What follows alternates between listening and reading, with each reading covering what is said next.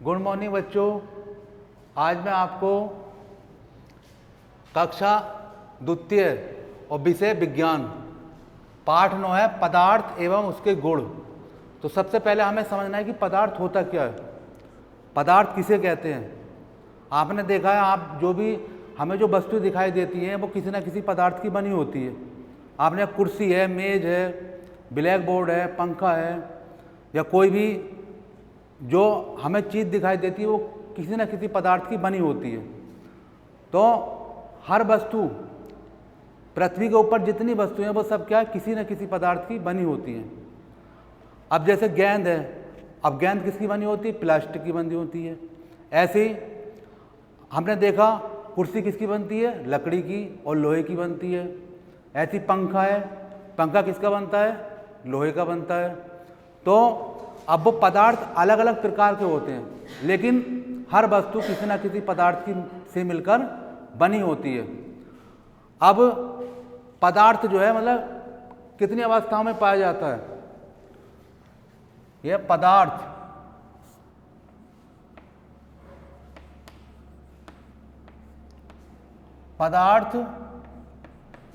3 अवस्थाओं में पाया जाता है।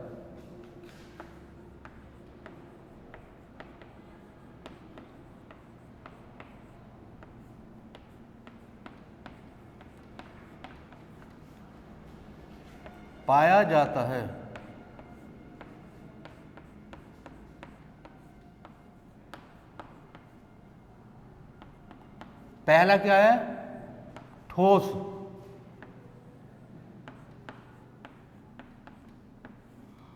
अब ठोस क्या होता है? जैसे मान लो पंखा है, पंखा क्या है? ठोस है। वो क्या है, अगर हम उसको दबाते हैं उसका तो वो कैसा होता है? वो दबता नहीं है। वो कैसा पदार्थ है? ठोस पदार्थ। अगर उसका जो है हम किसी भी चीज़ में उसको रखेंगे तो वो जो है क्या है? ठोस वस्तु है। वो जो किसी भी अवस्था में जो है वो दूसरे अवस्था में चेंज नहीं हो सकता। जैसे पंखा है,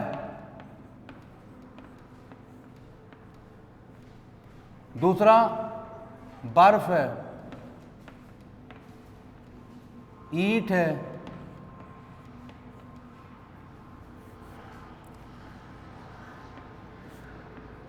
कुर्सी है। ये सब पदार्थ कहते हैं ठोस पदार्थ हैं।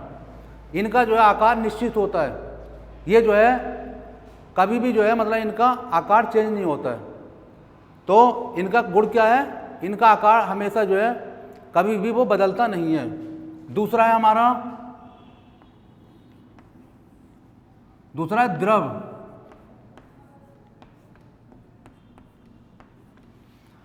अब द्रव क्या होता है? जो पदार्थ जो है बह जाते हैं। अगर हम उनको, जैसे पानी है, पानी को हम गिराते हैं तो क्या होगा? वो बह जाएगा। इसके जो कण होते हैं वो क्या होते हैं? दूर दूर होते हैं, तो ये जो है बह जाते हैं। ऐसे दूध है, दूध क्या है? ये द्रव है, ये भी जो है बह जाता है। तो जो बहने वाले पदार्थ होते हैं उन्हें हम क्या कहते हैं? द्रव कहते हैं। तो पानी है या तेल है, दूध है, सब क्या है? द्रव पदार्थ हैं। तो इसमें क्या हो गया? इनके उदाहरण है पानी। पानी क्या है? द्रव। दूसरा तेल, द्रव हुआ। ऐसी दूध, दूध क्या है? द्रव। ये द्रव पदार्थ हैं। इनके जो अणु होते हैं वो दूर दूर होते हैं, और ठोस पदार्थ जो होता है उसके अणु बिल्कुल पास पास होते हैं। वो जो है अपना, उनका जो है जो स्थान वो परिवर्तन नहीं करते, लेकिन ये जो है अपना स्थान परिवर्तन करते रहते हैं। और ये जो है दूर दूर होने के कारण जो है द्रव जो है वो बह जाता है। तीसरा है हमारा गैस।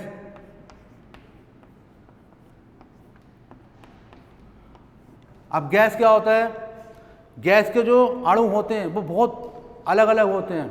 आपने देखा है, कोई भी चीज़ है, कोई वस्तु है, मान लो कोई सेंट लगा कर आता है कोई बच्चा, तो उसकी खुशबू क्या होती है? पूरे कमरे में फैल जाती है।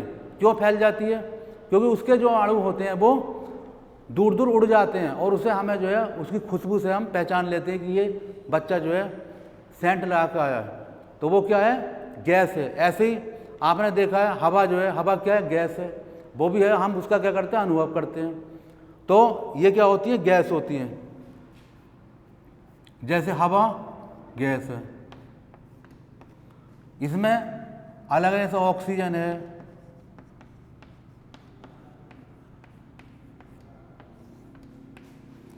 कार्बन डाइऑक्साइड है,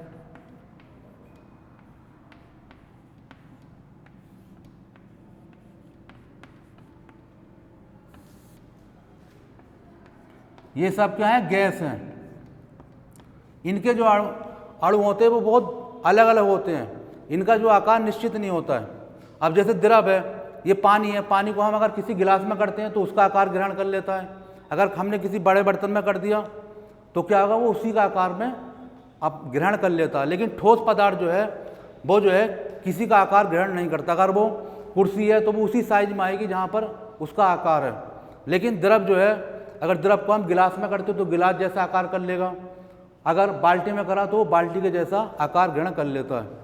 ऐसे ही गैस भी जो है, गैस भी हम जिस चीज़ में करते हैं तो वो उसका आकार ग्रहण कर लेती है और उसके अणु जो है वो दूर दूर होते हैं। तो ये इनके गुण हैं। तो पदार्थ जो 3 अवस्थाओं में पाया जाता है, ये मैंने आपको जो समझाए, ठोस, द्रव और गैस, ये 3 जो है इसकी अवस्थाएं हैं। अब मैं आपको बता रहा हूँ यह वस्तु का नाम और यह अवस्था। पदार्थ कितनी अवस्था में पाया जाता है, ठोस, द्रव, गैस। केवल जो जल है, पानी है, वो कैसी 3 अवस्थाओं में पाया जाता है। पानी जो है ठोस अवस्था में पाया जाता है, द्रव में भी और गैस में भी। उसका जो है ठोस रूप क्या है, बर्फ है, और द्रव रूप क्या है, पानी जो हम पीते हैं, और जो भाप बन के ऊपर उड़ता है वो क्या होता है, उसका गैस अवस्था होती है। तो पानी तीनों अवस्था में पाया जाता है। अब जैसे पहला सरसों का तेल, तो सरसों का तेल की अवस्था क्या है, सरसों का तेल ठोस है, द्रव है या गैस है। तो कौन सी अवस्था में है ये है द्रव। तो यहाँ लिखेंगे हम द्रव। दूसरा है पत्थर का टुकड़ा। तो पत्थर का टुकड़ा जो है इसका आकार निश्चित होता है। तो ये क्या होगा, ठोस, द्रव, गैस। तो कैसा है, ठोस। यह है ठोस पदार्थ। तीसरा है मिट्टी का तेल।